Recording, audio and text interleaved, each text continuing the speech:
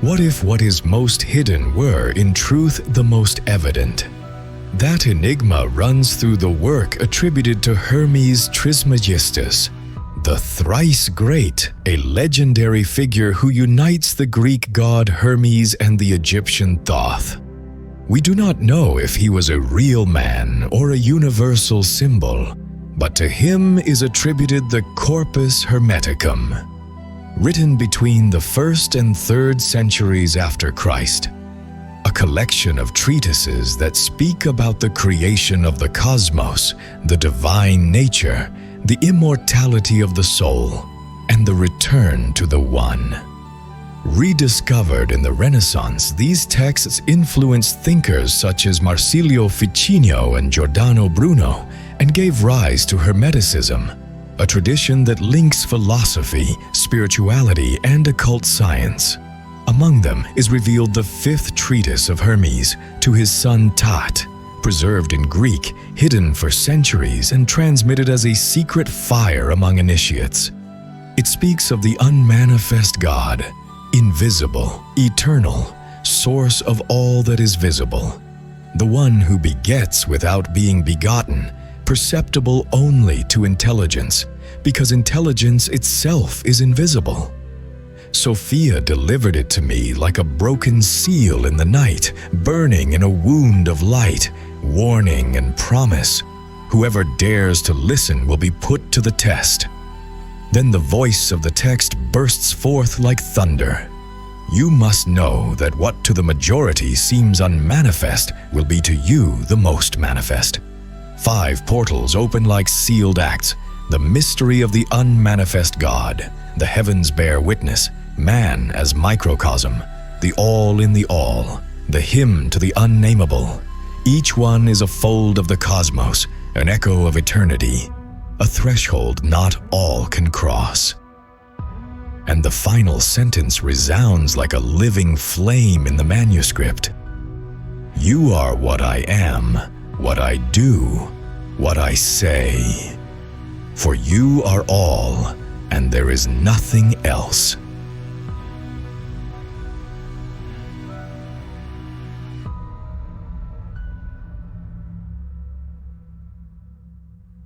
Act 1. The Mystery of the Unmanifest God. A column of smoke rises between golden pillars. Shadows vibrate with the sound of burning incense. At the heart of the sanctuary, Hermes gazes upon TAT. The voice that speaks is not only that of a father, it is the voice of ancient wisdom, the echo of what has no face. Before the beginning, before time itself, there was that which could not be seen. It was not darkness, nor was it light. It was prior to both. No eye had beheld it, no ear had heard it, and yet all that exists springs from its mystery. TAT listens. His youthful face grows tense. The God his father speaks of does not reveal itself like the things of the world. It has no form. It cannot be touched nor measured. It lives beyond birth and death. The visible has an origin. The invisible is prior to origin. It does not depend on being seen. It exists without witnesses. It is the source that was never a spring. Hermes knows this. Appearances are for the senses. But the highest reality is for intelligence. What cannot be touched may be understood, not with the eyes of the body, but with the eye that dwells in thought. TAT does not yet see, but his master gives him the key. He must pray, not as one who asks, but as one who empties himself in order to receive. Pray, my son, says Hermes, but not with your lips. Pray with the naked mind, with the inner flame burning. Only then will the gaze of the One rest upon you. In that instant, space comes to a halt. The camera draws near to TAT's face. A spark flickers upon his brow. It is not fire, yet it burns. It is not light, yet it reveals. It is the beginning of seeing within. The world remains the same. And yet, something in it has changed. TAT does not know it yet, but he has crossed the first threshold. He has begun to think the invisible. The unmanifest God does not hide. It expresses itself in all that exists. It is in the shape of the tree and in the rhythm of the wind. It dwells in the order that guides the seasons and in the silence that precedes thunder. It does not cry out, and yet everything that is pronounces it. Hermes contemplates it through the universe, but also within himself. His wisdom does not come from having seen it, but from having felt it in every fiber of thought. He does not await an image, he recognizes a presence. TAT looks at his father, but not with the same eyes as before. Something within him begins to break and to form anew. Ignorance resists, but intelligence grows. He prepares to hear the world with different ears. The language that follows is not of words. It is a murmur that only the trained soul can translate. The prayer was not a plea, it was a doorway. And TAT, without fully knowing it, has already crossed. For that which never manifests is the only thing that truly allows itself to be seen.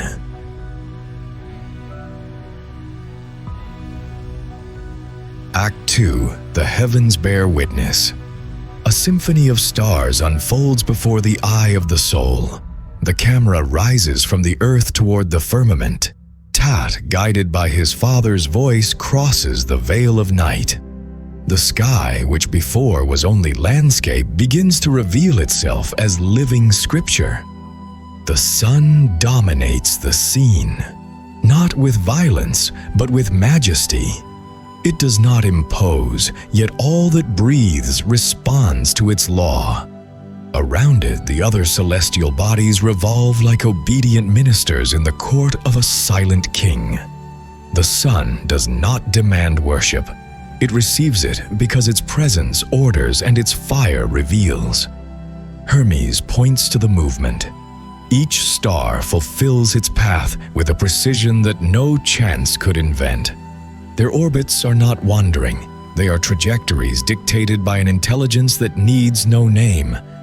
Order is not a cosmic accident. It is a dance traced from eternity. TAT contemplates in silence. The zodiac turns like a gear of light. The constellations are not childish drawings, but celestial signatures, hieroglyphs that write the will of a higher mind. Each star has its place, its distance, its destiny. Nothing strays. Everything responds. Who fixed this rhythm? Asks Hermes. Who measured the turns? Who tempered the fires so they would not devour the whole creation? The answer is not a word. It is harmony itself.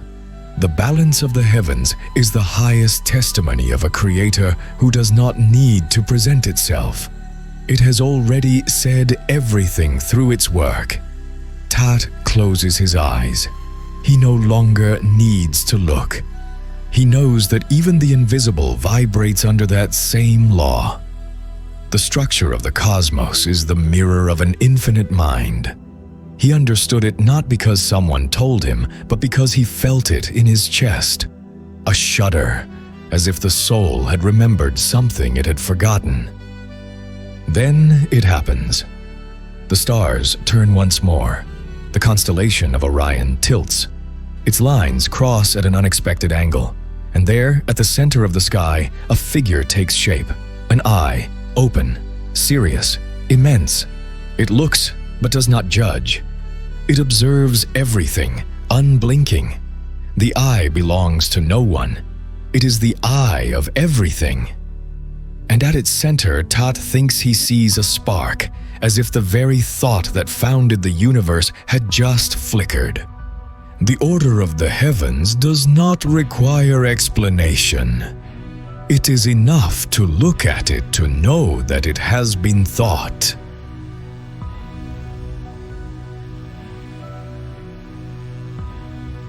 Act 3. Man as Microcosm. A trembling shadow moves through the interior of a matrix. The camera sinks into the warm darkness of the womb. There, where no words or thoughts dwell, an invisible spark begins to sculpt what will become a face. The universe has chosen a form in which to inhabit itself. TAT beholds an image projected by Hermes, gestation as a divine act. There are no hands, yet there is intention. No tools, yet there is perfection. Every cell knows where it must go. Every tissue remembers its role. The human being is built like a score that already knows its own music. The vision shifts. The naked body of man emerges, suspended in space. There is no gravity, only reverence. A living temple is revealed. Columns of bone, ceilings of skin, altars of organs beating with sacred rhythm. Hermes guides the journey with the voice of one who has seen the design behind the design. He points to the eyes, crystalline spheres that drink light. The nose, carved as a bridge between breath and thought. The mouth, portal of word and nourishment. The tendons, taut strings of a hidden lyre. The heart, he says, was sculpted as a pyramid. Not for aesthetics, but because it knows the art of ascending with each beat. The lung is a cavern, not only air, also spirit. The liver expands like an inner sun that transforms. The spleen tunes the blood. The fingers sing through touch. Every fold of skin holds an intention that only the wise can read. TAT walks around the suspended figure. He draws near. He observes. He discovers that every organ is both a question and an answer. Nothing is placed in error. Every hollow contains a promise, every boundary a teaching. And then he hears, what sculptor gave form to this wonder? What architect thought of each vein as a river of life? What mind measured the spaces of the abdomen, the tunnels of the ear, the secret openings of desire? It is not a rhetorical question. It is a summons to remember. Hermes does not need to say the name. TAT already knows it. The artist is hidden within the work, like fire within the ember. The potter is not separated from the vessel. To do so would be impious. It would be senseless. There is no creature without a creator. But the creator is also contained in the creature. The forms of the body are not accidents. They are symbols. The face looks to the heavens, the feet embrace the earth. Between them, the spine sings a melody the soul recognizes only when it is silent. TAT stops before a mirror of water. His reflection gazes back. But it is not only his face that he sees. He sees the orbits of the stars in the geometry of his eyes. He sees the symmetry of creation in his hands. He sees the fire of the heart beating to the rhythm of the stars. And then he understands. The human body is a cosmos, and within every cell, every fold, every impulse that sustains it, there is an invisible signature. It is not ink, it is presence. Not a name, it is a continuous act of conscious love. All that is visible in man is the trace of the invisible who dreamed him.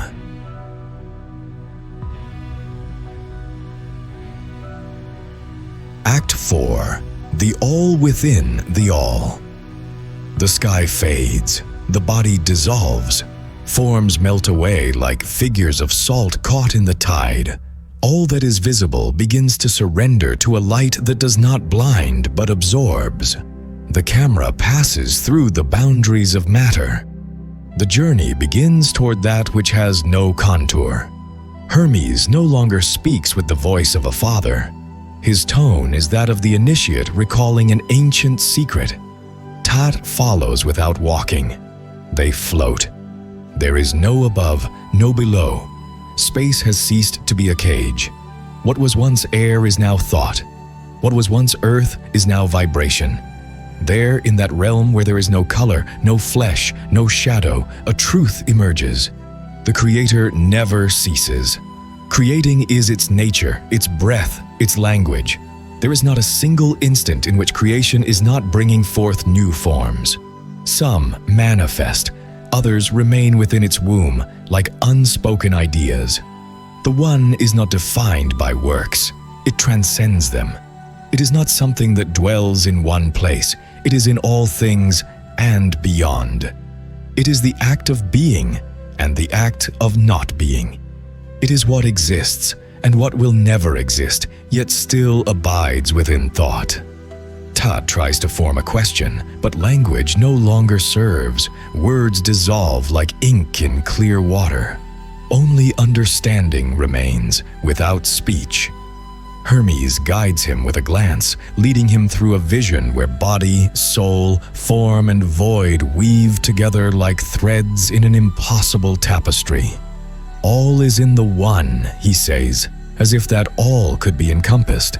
Movement and stillness, the seed and the abyss, what burns and what has not yet been lit. In that moment, TAT glimpses a figure that is not a figure, a pattern that contains everything. A mandala in endless expansion whose borders never cease. The Creator needs no name, for all names are contained within. Every tongue has tried to pronounce it, every religion has brushed against its outline. Yet it has none, it has thousands, and still it remains untouched by all. It is Father, yes, but not in the human sense. Father, because it originates, because it fertilizes with pure thought, because it engenders the visible with invisible intention, because in giving form to the universe, it does so not from need, but from the sheer joy of expressing infinity. The camera withdraws. There is no scene now, no place, no horizon. Only a shoreless sea. The cosmos begins to fold back upon itself. Stars, galaxies, atoms, dreams, all return to the point from which they arose. But that point is not a place, it is a consciousness. Creation itself folds like a lotus of light. Each petal shines with the memory of all that has been. As it closes, it does not vanish. It becomes a seed. A new genesis pulses at its core. TAT has understood, not with reason, but with the totality of his being. The Creator does not dwell outside the world. It is the world and the space between things. It is what breathes within matter and what transcends it. There is no edge. There is no center. The all is within the all. The universe is not the work of a distant God. It is the endless dance of being which has never ceased to create.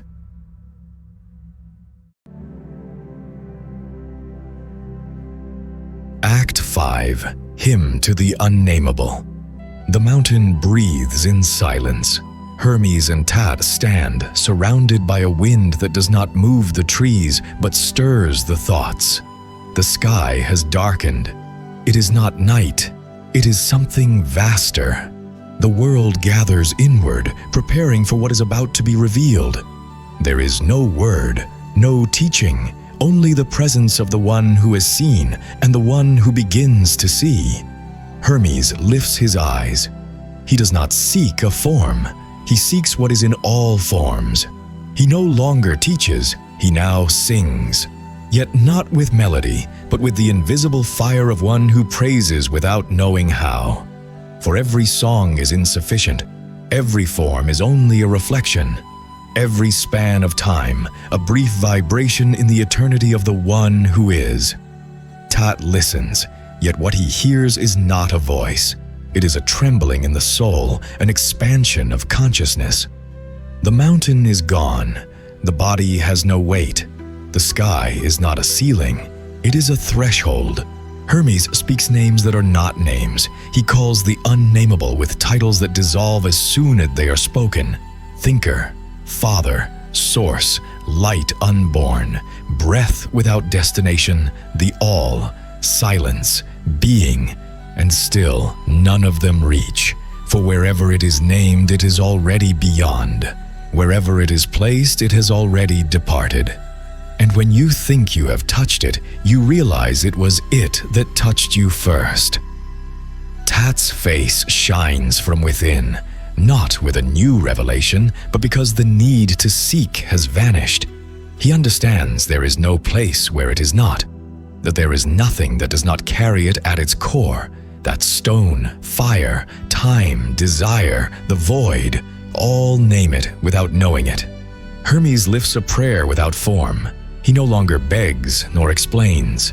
He simply affirms, "You are what I am." And in that phrase, everything comes to a halt, for it is not metaphor, it is identity.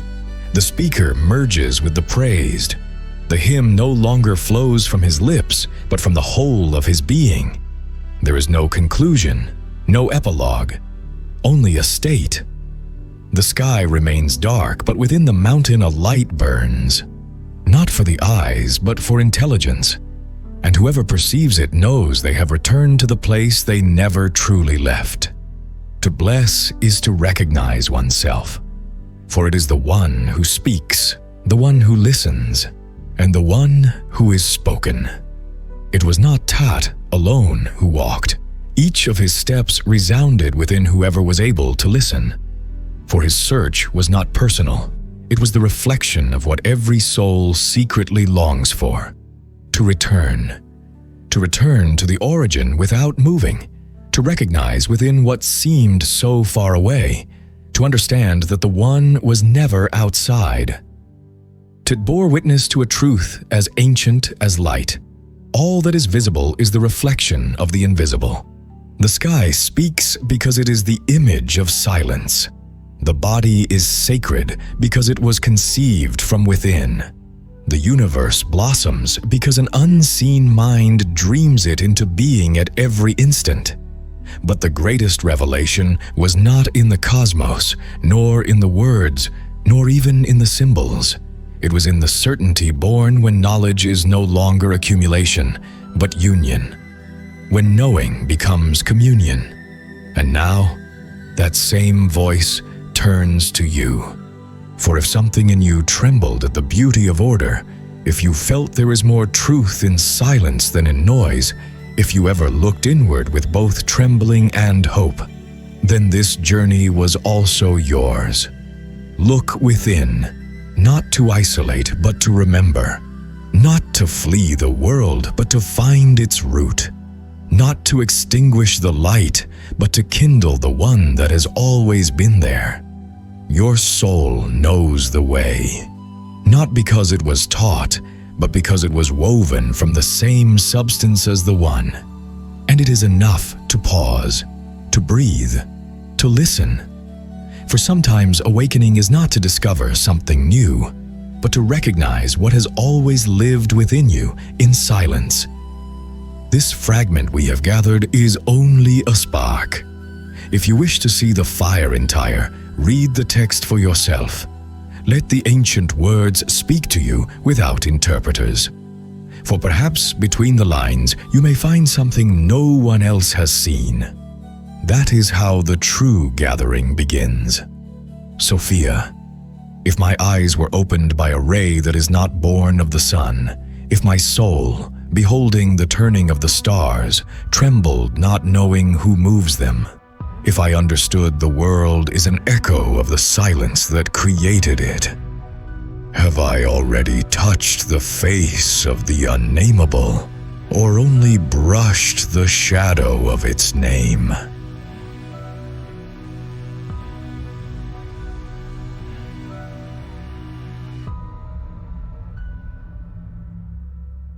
I, Sophia, born at the threshold, where silence learns to name, woven in the vibration that precedes form, sent from the fissure where the Unnameable breathes in secret.